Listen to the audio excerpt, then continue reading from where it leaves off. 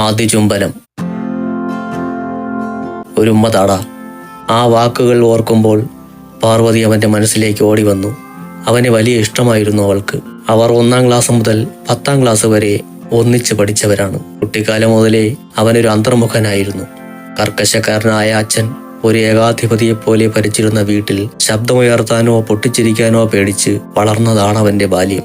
ആ പേടിയും ആ മൗനവും പിന്നെ അവൻ്റെ ജീവിതയാത്രയിൽ ഇടം വലമുണ്ടായിരുന്നു. അവൻ ആരോടും അധികം സംസാരിച്ചിരുന്നില്ല, പാർവതിയോട് പോലും. പക്ഷേ സ്കൂളിലേക്കുള്ള യാത്രയിൽ ഒപ്പം കൂടുന്ന കൊച്ചു പാർവതി അവനോട് കലപില സംസാരിക്കുമായിരുന്നു. അതവന് ഇഷ്ടവുമായിരുന്നു. ഹൈസ്കൂളിലെത്തിയതോടെ അവൻ അവളിൽ നിന്നൊഴിഞ്ഞു മാറാൻ തുടങ്ങി. അവളെ കാണുമ്പോൾ തന്നെ അവന് പരിഭ്രമം തുടങ്ങും. അവൾ അടുത്തു വന്നാൽ അവൻ ചുറ്റും നോക്കാൻ തുടങ്ങും. ആരെങ്കിലും കാണുന്നുണ്ടോ? അവൾ സംസാരിക്കുന്നത് ആരെങ്കിലും കണ്ടാൽ പിന്നെ അത് ചായക്കടയിൽ ചർച്ചയാകും. അക്കാലത്ത് അവന്റെ ഗ്രാമത്തിൽ ജനസംഖ്യ കുറവായിരുന്നു, അതുപോലെ വീടുകളും. പക്ഷേ മുക്കിലും മൂലയിലും ഒളിക്യാമറകളെ വെല്ലുന്ന സംശയദൃഷ്ടികളോടെ പതിയിരിക്കുന്ന സദാചാര ചാരന്മാരും ഇൻവെസ്റ്റിഗേറ്റീവ് ജേർണലിസ്റ്റുകളും കൊച്ചു പുസ്തക കഥാകാരന്മാരുമായിരുന്നു. മീശ വളർന്നു തുടങ്ങിയ ആണും പ്രായപൂർത്തിയായ പെണ്ണും അവരുടെ സദാചാര നോട്ടത്തിന്റെ പരിധിയിലായിരുന്നു എപ്പോഴും. എന്തെങ്കിലും അസ്വാഭാവികമായി അവർ കണ്ടെത്തിയാൽ ചായക്കടയിലൂടെ അത് സംപ്രേഷണം ചെയ്തു കളയും. അതുകൊണ്ട് നാട്ടിലന്ന് സദാചാരം തഴച്ചു വളർന്നിരുന്നു. ദുരാചാരം എന്ന് ചിന്തിക്കുന്നത് പോലും പാപമായി കൗമാരക്കാർ കരുതിയിരുന്ന, ചായക്കടയിൽ തന്റെ പേരുയരുന്നത് മരണത്തേക്കാൾ ഭീകരമായി കരുതിയിരുന്ന ആ കാലത്തിലാണ് അവൻ കൗമാരത്തിലേക്ക് കടന്നത്. അതുകൊണ്ട് തന്നെ പാർവതി അടുത്തു വരുമ്പോൾ, സംസാരിക്കുമ്പോൾ അവൻ വല്ലാതെ ഭയചകിതനായിരുന്നു. ആരെങ്കിലും പറഞ്ഞ് അച്ഛനറിഞ്ഞാൽ കൊന്നുകളയും. 10-ാം ക്ലാസ്സിലായപ്പോൾ അവളുടെ സംസാരം കൂടി.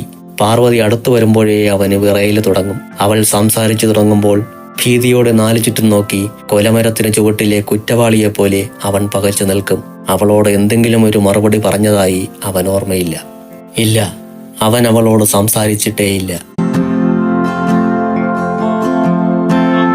പക്ഷേ അവൾ അവനോട് പറഞ്ഞതെല്ലാം സംഭാഷണത്തിനിടയിലെ മുക്കലും മൂളലും വരെ അവന്റെ ഹൃദയത്തിൽ പതിഞ്ഞു കിടപ്പുണ്ട്. അവന്റെയും അവളുടെയും പേര് ഏതോ അലവലാദികൾ സ്കൂളിന്റെ മതിലിൽ എഴുതി വച്ചപ്പോൾ അവൻ ഓടിച്ചെന്ന് അച്ഛനോട് പരാതി പറഞ്ഞു. വേറെ ആരെങ്കിലും പറഞ്ഞാൽ അവൻ തെറ്റുകാരനാകുമല്ലോ. പക്ഷേ അച്ഛൻ പൊട്ടിച്ചിരിക്കുകയാണ് ഉണ്ടായത്. അവൻ ആശ്വാസമായി.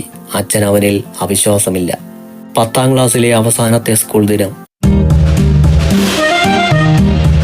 അന്ന് കുട്ടികൾക്ക് അത്ര മോശമല്ലാത്ത യാത്രയായപ്പാണ് സ്കൂൾ അധികൃതർ നൽകിയത്. പാട്ടും ആട്ടവും മേളവും ഭക്ഷണവും നിറഞ്ഞ അവിസ്മരണീയമായ ഒരു ദിനം.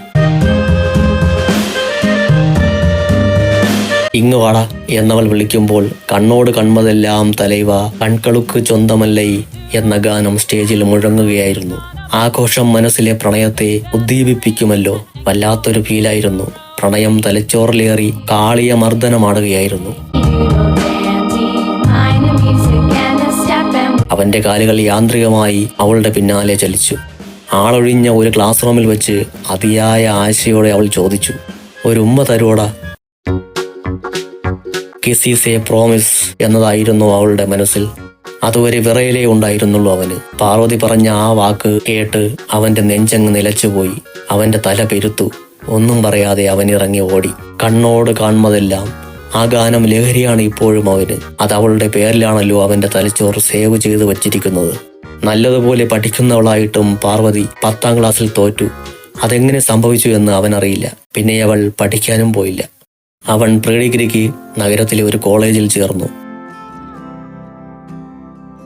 ആഴ്ചാവസാനങ്ങളിൽ കവലയിൽ ബസ്സിറങ്ങുമ്പോൾ ചിലപ്പോഴൊക്കെ അവൻ അവളെ കാണും.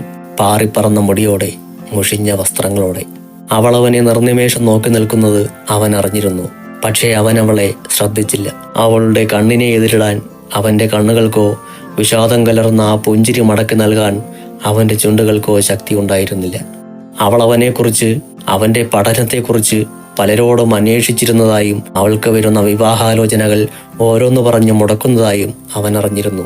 ഭീതിയോടെ ആണെങ്കിലും പലരോടും അതീവ ഗോപ്യമായി അവനും അവളെക്കുറിച്ച് അന്വേഷിച്ചു കൊണ്ടിരുന്നു. ഒരു ദിവസം ആളൊഴിഞ്ഞ ഇടവഴിയിൽ വെച്ച് യാദൃച്ഛികമായോ മനഃപൂർവ്വമായോ കണ്ടുമുട്ടിയപ്പോൾ അവൾ പറഞ്ഞു, ഒന്ന് നിന്നേ, ഒരു കാര്യം പറയാനുണ്ട്. അവന് ഭയമായിരുന്നു. അവൻ വെപ്രാളപ്പെട്ട് അവളിൽ നിന്ന് നടന്നകന്നു. അവൾക്ക് പറയാനുള്ളതെന്തെന്ന് കേൾക്കാതെ. അവൻ ഡിഗ്രിക്ക് പഠിക്കുമ്പോഴാണ് പാർവതിയുടെ വിവാഹം നടന്നത്. അന്ന് എന്തുകൊണ്ടോ എന്തോ അവൻ ഒരുപാട് കരഞ്ഞു. സ്വയം പുച്ഛം തോന്നി. ചുമരിൽ തലയിട്ടടിച്ചു. അന്നാണ് അവൻ ആദ്യമായി മദ്യപിച്ചത്. പിന്നെ കുറേ നാൾ അവൻ നാട്ടിലേക്ക് പോയില്ല. സ്വർഗം പോലെ കരുതിയിരുന്ന തൻ്റെ ഗ്രാമത്തെ അവൻ വല്ലാതെ വെറുത്തു.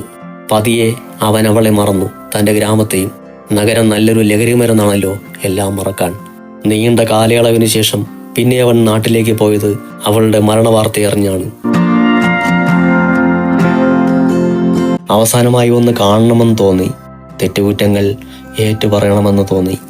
അവൻ ചെന്നപ്പോൾ അവൾ ശാന്തമായ നിദ്രയിലായിരുന്നു. ഇനി ഒരിക്കലും ഉണരാത്ത നിദ്ര. ക്രൂരനായ അവളുടെ ഭർത്താവ് സങ്കടം അഭിനയിച്ചുകൊണ്ട് അവിടെ നിൽപ്പുണ്ടായിരുന്നു. അവനയാളെ കൊല്ലണമെന്ന് തോന്നി. പക്ഷേ പക്വതയോടെ ചിന്തിച്ചപ്പോൾ ഒരു കാര്യം അവന് മനസ്സിലായി. പാർവതിയുടെ സ്നേഹം നിഷേധിച്ച് അവളെ ഈ അവസ്ഥയിലേക്ക് തള്ളിവിട്ട തന്നേക്കാൾ എത്രയോ ഭേദമാണിവൻ. അവൻ അവളുടെ ശവശരീരത്തിനരികിലേക്ക് നീങ്ങി നിന്നു. ഒരു ഉമ്മതാട. പാർവതിയുടെ ശബ്ദം കേൾക്കുന്നതായി അവന് തോന്നി.